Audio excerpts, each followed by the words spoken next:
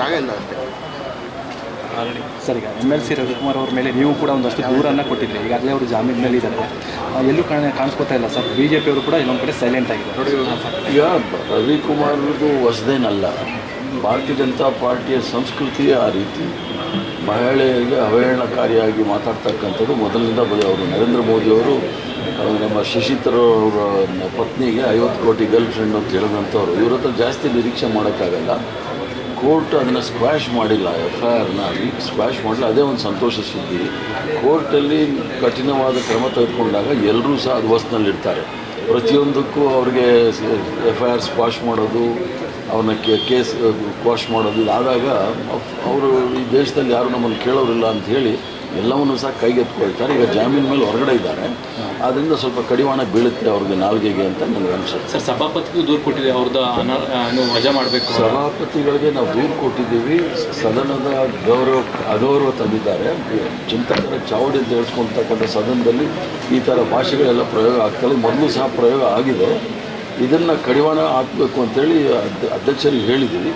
ಅಧ್ಯಕ್ಷರು ಯಾವ ರೀತಿ ಕ್ರಮ ತೆಗೆದುಕೊಳ್ತಾರೆ ಅಂತ ನೋಡೋಣ, ಕಾದು ನೋಡೋಣ. ಆ ನಂತರ ನಾವು ಸದನ ಪ್ರಾರಂಭ ಆದಾಗ ಅಲ್ಲಿ ಮಾತಾಡ್ತೀವಿ. BJP ಅವರು ಒಂದು ರೀತಿ ಡಿಫೆಂಡ್ ಮಾಡ್ಕೊಳ್ಳೋ ರೀತಿಯಾಗಿ ಅವ್ರನ್ನ ಅಲ್ಲಲ್ಲ, ಸಿದ್ದರಾಮಯ್ಯ ಅವ್ರಿಗೆ ಮಾತಾಡಿರಲಿಲ್ಲ. ಈಗ ಸಮರ್ಥನೆ ಮಾಡಿಕೊಳ್ಳೋದ್ರಲ್ಲಿ ಭಾರತೀಯ ಜನತಾ ಪಾರ್ಟಿಯ ಮುಸ್ಲಿಮರು ಆ ಥರ ನಾವು ಸಮರ್ಥನೆ ಮಾಡಿಕೊಳ್ಳೋಕೆ ಅದಕ್ಕೆ ನರೇಂದ್ರ ಮೋದಿ ಅವರ ಹೆಸರು ಹೇಳಿದ್ರು. ಅವರು ಸೋನಿಯಾ ಗಾಂಧಿ ಅವ್ರಿಗೆ ಜರ್ಸಿ ಕೌ ಅಂತ ಹೇಳಿದರು.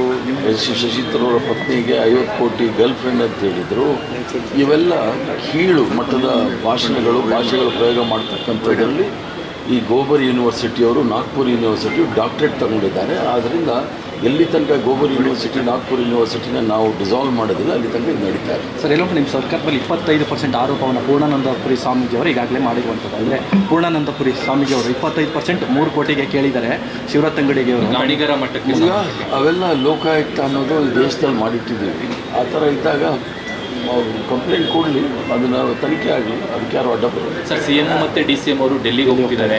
ರಾಜ್ಯದಲ್ಲಿ ಒಂದಿಷ್ಟು ಗೊಂದಲಗಳ ವಾತಾವರಣದ ಮಧ್ಯೆ ಹೈಕಮಾಂಡ್ ಅವ್ರನ್ನ ಕರ್ಸ್ಕೊಳ್ತಾ ಇದೆ ಅನ್ನುವಂಥ ಚರ್ಚೆಗಳು. ಗೊಂದಲಗಳು ಬರೀ TV ಮಾಧ್ಯಮಗಳಲ್ಲಿದೆ ವಿನಃ ಅವರಲ್ಲಿ ಯಾವುದೇ ಗೊಂದಲಗಳಿಲ್ಲ. ಯಾವ ರೀತಿ ಪಹಲ್ಗಾಮ್ ಆದಮೇಲೆ ಪಾಕಿಸ್ತಾನ ಯುದ್ಧ ನಡೀತಾ ಇತ್ತು, TVಗಳಲ್ಲಿ ಕರಾಚಿ ಆಕ್ರಮಿಸ್ಕೊಂಡ್ಬಿಟ್ಟಿದ್ರು, ಲಾಹೋರ್ ಆಕ್ರಮಿಸ್ಕೊಂಡ್ಬಿಟ್ಟಿದ್ರು, ಇಸ್ಲಾಮಾಬಾದ್ ಆಕ್ರಮಿಸ್ಕೊಂಡ್ಬಿಟ್ಟಿದ್ರು, ಕಡೆಗೆ ರಾತ್ರಿ ಹೊತ್ತು ಸುಖವಾಗಿ ಮಲಗಿದ್ರು ಅಂತ ಅಷ್ಟೇ. ಸರ್, ಇದು 15ನೇ ತಾರೀಕು ಸಭೆ ಇದೆಯಲ್ಲ ಸರ್, ಅದಕ್ಕೆ ಹೇಗೆ ತಯಾರಿ? 15ನೇ ತಾರೀಕು ಸಭೆ ಇಡೀ ದೇಶದಲ್ಲಿರ್ತಕ್ಕಂಥ ಭಾಳ ಮಂಚೂಣಿಯಲ್ಲಿ ಪ್ರಬುದ್ಧ ಹಿಂದುಳಿದ ವರ್ಗದ ನಾಯಕರೆಲ್ಲ ಬೆಂಗಳೂರು ನಗರದಲ್ಲಿ ಸೇರ್ತಾ ಇದ್ದಾರೆ.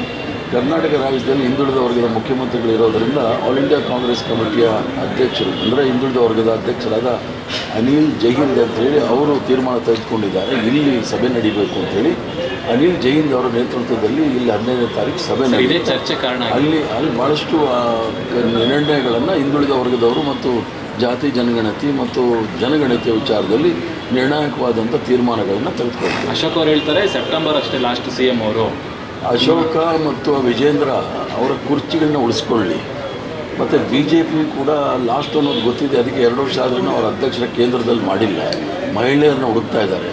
ಅದ್ರ ಬದಲು ಯಾರಾದರೂ ಇವ್ರನ್ನ ಹುಡುಕ್ಬೋದು, ಅರ್ಧನಾರೀಶ್ವರಗಳನ್ನ ಹುಡುಕಿದ್ರೂ ಭಾಳ ಸಂತೋಷ. Okay sir, thank you.